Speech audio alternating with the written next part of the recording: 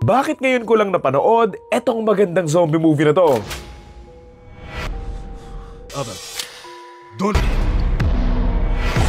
The undead.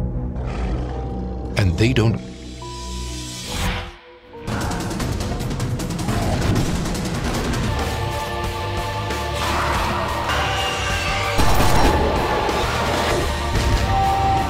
Susundan natin dito ang isang grupo ng mga pulis na lulusob sa isang building para maghigante sa isang gang. Sa pagdating nga nila dito, unfortunately, nahuli nga sila pero mas lalala pa nga yung mga bagay-bagay nang magkaroon nga ng maraming zombies. Ngayong napakaraming zombies na ngayon nakapaligid nga doon sa building, kakailanganin ngang magtulungan ng mga pulis at ng gang para makaligtas sila. Kung saan gagawa nga sila ng paraan para makatakas nga doon sa building and malabanan nga yung mga zombies bago pa nga sila tuluyang maging mga zombies na din.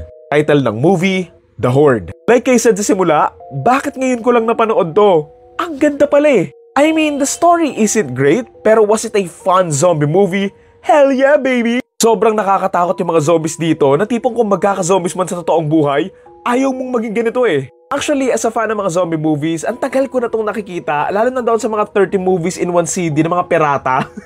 Alam mo yon, ang tagal ko na itong nakikita, pero never ko nga napanood. Ang alam ko lang dito, meron ngang taong nasa taas nga ng somewhere, tapos napapaligiran nga siya ng mga zombies, tapos ayun nga, yung nangyari nga sa dulo nito. Grabe, ang epic ng labanan ng mga tao dito laban sa mga zombies. Noong una, nawiwirduhan pa ako dito sa matandang to kasi meron siyang ginawa or sinabi nga doon sa isang babaeng zombie.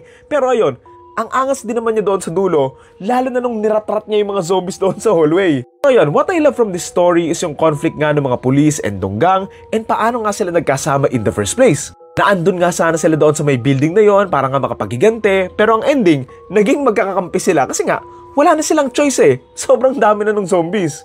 Ang nagustuhan ko lang din pala doon sa conflict na to, pagdating nga doon sa dulo, meron siyang payoff na sobrang nagulat ako, na tinegi pa nga rin ng babae yung lalaking, tumegi nga sa taong mahal niya, kahit na ang dami na nilang pinagdaanan ng pinagsamahan.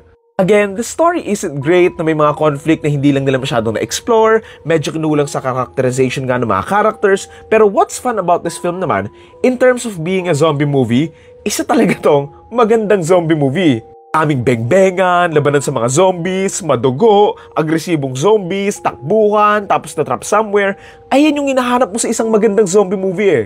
Sobrang epic kaya nung nasa taas nga siya ng kotse, tapos nagbebeng-beng nga siya left and right, tapos may taga pa siya. Tsaka dito ka lang makakakita ng mga taong nakikipagsuntukan sa mga zombies. Kaya lakas ng plot armor nila, pero alam mo yon, ang unique and rare lang makakita ng mga zombies na ginugulpe. Siguro lang hindi lang masyadong clear yung pupuntahang direction nga ng mga characters, like what's the point na nagkahiwalay pa sila, bakit napunta pa dito, bakit dito specifically pupunta, kumbaga, medyo questionable and unnecessary yung mga ganong scenes. Siguro kung gusto mo lang talagang mag-enjoy na manood ng mga tao versus nga sa mga zombies na maraming takbuhan and labanan, eto na nga yung hinahanap nyo.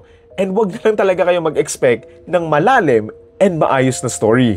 Serviceable naman din talaga yung kwento, pero may mga sayang na characters lang na hindi lang masyadong nagamit and na-explore na mas magpapaganda sana ng story. So yun, again, ang title na to ay The Horde, and ang torta rating ko for this ay 6 out of 10.